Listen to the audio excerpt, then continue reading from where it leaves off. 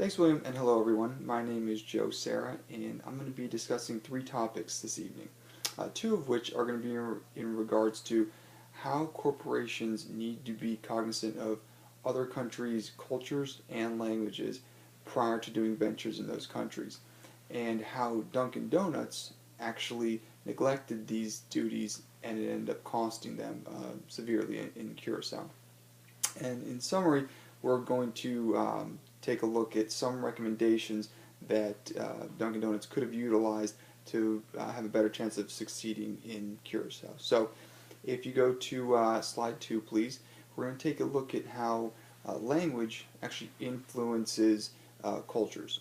And this goes back to the theory and hypothesis of Sapir and Whorf. And the premise here is that there's so many languages out there, and in each language, they all use different words to describe certain objects. So the process in which each language uses to describe these projects gives individuals all different perspective on those objects. So we're not all going to view things with the same thought. And this was an issue for Dunkin' Donuts, particularly with their menus. If you go to the next slide, one of their products in general, the Coolatta, was a product with iced coffee and did great in the United States and still does. Unfortunately, in Curacao, it didn't take off. It didn't take off with Dunkin' Donuts, however, it did later take off with McDonald's. And the problem here was there was something lost in the translation between the description of what the product was and what they were visualizing the Coolatta as. And this goes deeper to the point that Dunkin' Donuts' menu was very bland, not a lot of detail. And the people of Curacao actually, they like a lot of detail. They wanted to know what exactly they were trying, because this was a new experience and a lot of these foods and drinks were new to them. So again, this shows you how they need to be, Dunkin' Donuts should have been more cognizant and tried to customize their menus to the people of Curacao.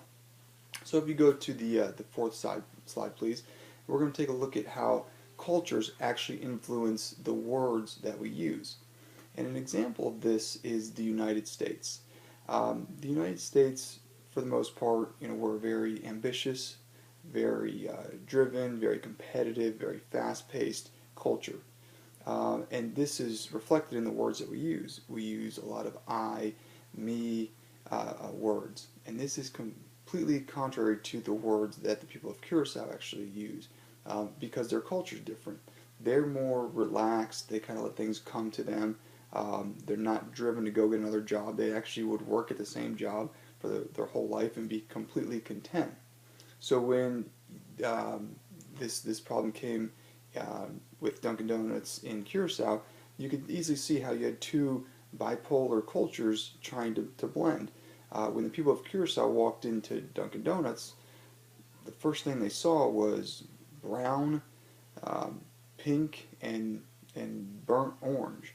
And right off the bat, the color of this place looks like they stepped into the 1970s. It doesn't look like a place that belongs in the Virgin Islands, and so they're already out of place.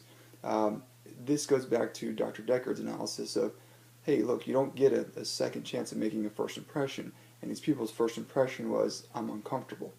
So as they would progress and go up to the menu, again, we discussed the translation problems, but their thought was to not go grab a coffee and a donut and a bagel and run out the door to go get to work.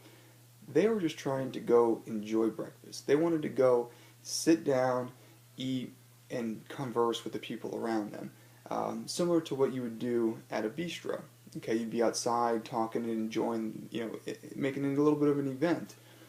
This is not what they were getting at Dunkin' Donuts. Dunkin' Donuts was very corporate, very fast-paced, very in and out, and again, it didn't jive with what the people of Curacao were looking for. They wanted the feeling of a mom and pop area where they can just relax. And again, you can see how the corporation of Dunkin' Donuts was trying to force or instill a culture onto Curacao and how it backfired and it didn't take, and this was one of the main reasons why they actually failed.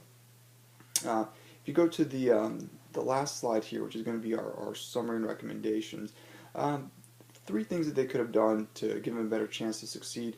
The first was having a bridge individual. These are individuals who could have lived in Curacao for a long time, not necessarily been born there, but lived there and know the language, know the culture, and they could have translated a lot of the menus and the information to Dunkin' Donuts and given them insight into say, hey, look, you need to change the menu, you need to change the ambiance of the restaurant because this isn't going to gel.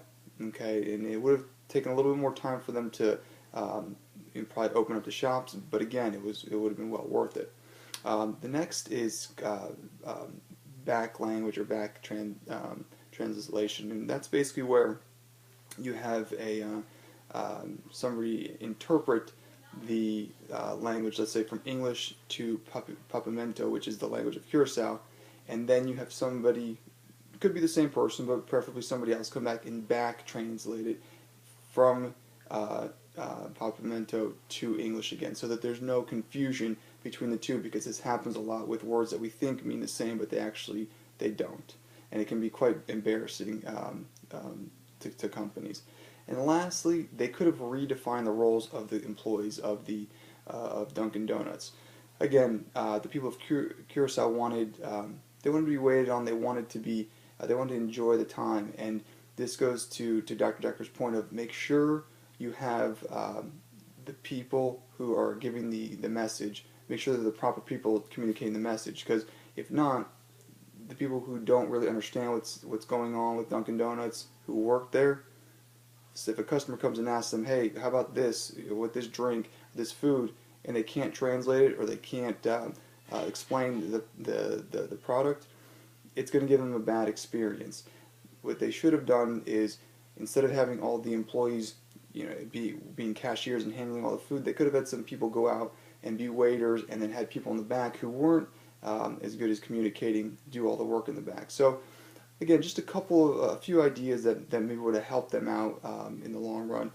But in summary, you can see here how important it is for corporations to really consider this and do their homework beforehand, and not just think that what works in one area is automatically going to work in another, even if it is an area that is visited by a lot of Americans. So again, that's it for me. Michael's going to take over from here. You guys have a great day.